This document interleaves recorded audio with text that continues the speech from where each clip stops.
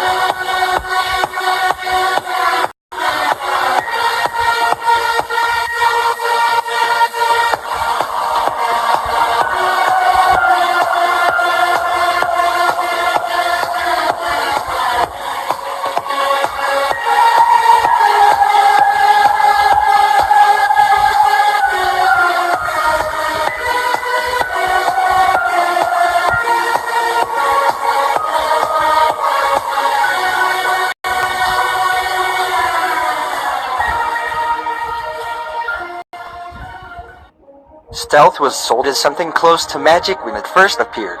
And, as usually happens when extraordinary claims are made, the blowback was intense. Skeptics pointed to its vulnerability to large-scale, land-based radars, to the fact it wasn't invisible to the naked eye, to the costs and difficulties of maintaining the expensive coatings, and the staggering overall cost of some of the aircraft, CB-2. This morning, the Air Force Association's Mitchell Institute rolled out a report on stealth that should put many of those criticisms to bed. The study argues simply that America's fighters, bombers, and, probably, airborne tankers need stealth to remain effective and to perform well against increasingly sophisticated ground and air-based missile threats. In the reasoned language of the report, stealth, or aircraft signature reduction, is a potent and viable military capability in modern combat, and will remain so well into the future. It is not, however,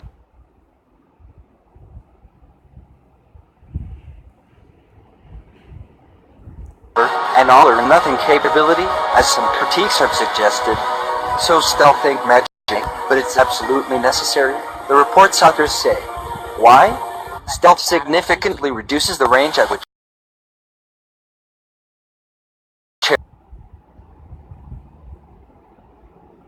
can be detected, and this in turn increases survivability. Stealth combined with speed creates additional challenges for enemy air defenders. See F-22, even if defenders can detect the presence of aircraft, the time they have to track, fire, and guide circles to air missiles, SAMs, is minimal. Sometimes engagement windows are so short, even detected stealth aircraft are nearly impossible to engage. And the smaller a plane's radar cross-section is, thanks to stealth, the harder it is to spot with certainty.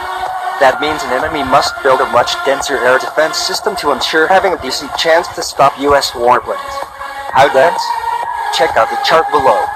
But the study's authors pose the correct question: will stealth remain viable in future decades in the face of these technologies, or will its effectiveness wane?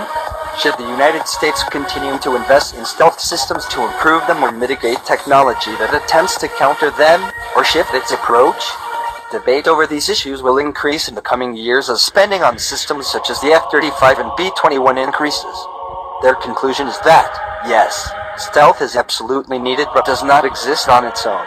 But it is important, Baird said during this morning's presentation, that he thinks recent discussion of building a stealthy airborne tanker is on the right track because of the tyrannies of distance in the Pacific theater.